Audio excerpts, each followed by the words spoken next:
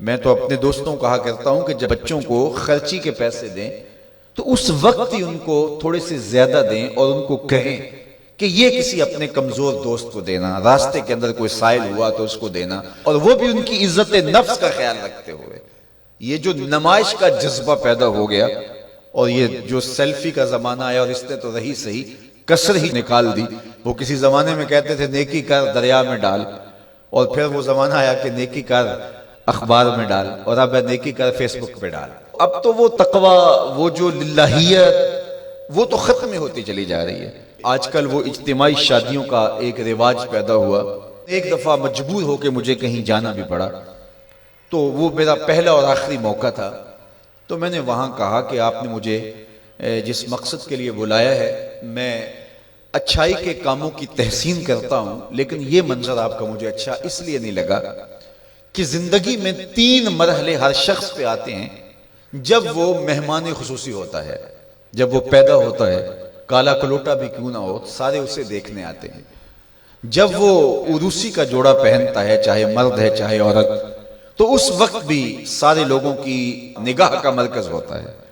اور تیسرا، جب سفید کفن اوڑھ کے آخری منزل کی طرف چلتا ہے تو سارا شہر کہتا ہے چلو اس کا منہ دیکھائیں، بلکہ اس کا یہ پروٹوکول ہے کہ امام کعبہ بھی ہو تو وہ پیچھے کھڑا ہوگا، اس کے جنازے کو آگے رکھا جائے گا۔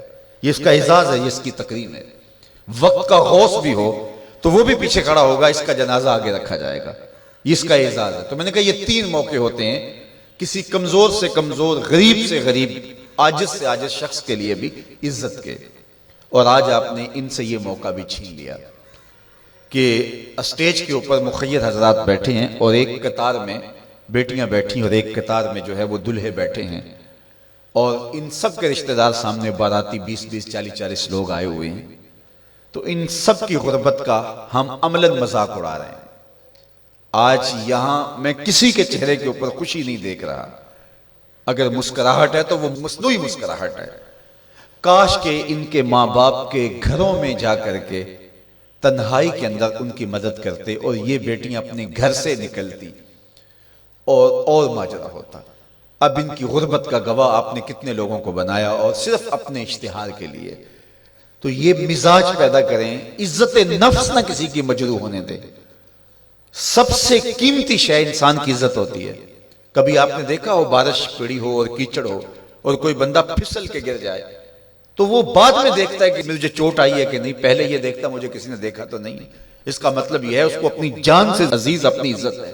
تو مت کسی کی عزت پہ انگلی اٹھائیں، مت کسی کی تذلیل کا سبب بنے، مت کسی کی رسوائی کا ذریعہ بنے۔ لوگوں کو عزت دیں۔ جب تک غلامی موجود رہی، حضور نے فرمایا کہ جو خود کھاتے اسے کھلاؤ، جو خود پہنتے اسے پہناؤ۔ وہ تمہارے بھائی لگتے ہیں، ان کے ساتھ حسن سلوک کرو۔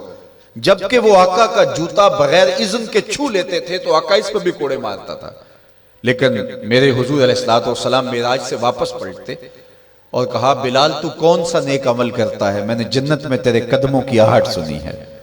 کیا خیال ہے ایسے ایک جملے نے دور غلامی کی ساری تھکن اتار نہیں دی ہوگی، اور غلام فرش اٹھ کے فراز عرش پہ نہیں پہنچ گیا ہوگا؟ یہ عزت دی ہے۔ علامہ اقبال علیہ رحمہ نے وہ جو ابو جہل کا کعبے کے پردے کو پکڑ کے زاروں کے تار رونا ہے اور حضور کے خلاف رب سے شکایت کرنا ہے، وہ لکھا ہے۔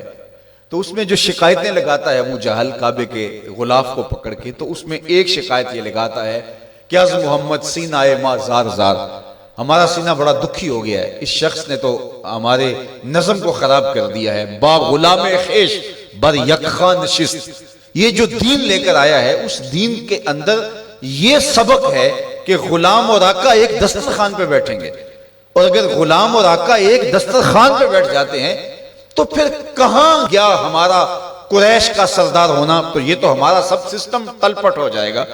لیکن میرے حضور یہ دین لے کر آئے تھے، انسان کی بنیادی عزت کو بحال کرنا تھا، اور حجۃ الوداع کے موقع پر حضور نے پاؤں تلے جس طرح کسی چیز کو روندا جاتا ہے اس طرح کچلتے ہوئے فرمایا آج کے بعد میں تفاخر ختم کرتا ہوں، کسی عربی کو اجمی پر، کسی اجمی کو عربی پر کوئی فخر نہیں ہوگا، کوئی فضیلت نہیں ہوگی، نہ کالے کو گورے پر اور نہ گورے کو کالے پر۔ فضیلت کا معیار کیا ہے؟ ان اکرمکم عند اللہ اتقاکم، جو متقی ہوگا اللہ کے نزدیک وہی عزت والا ہوگا۔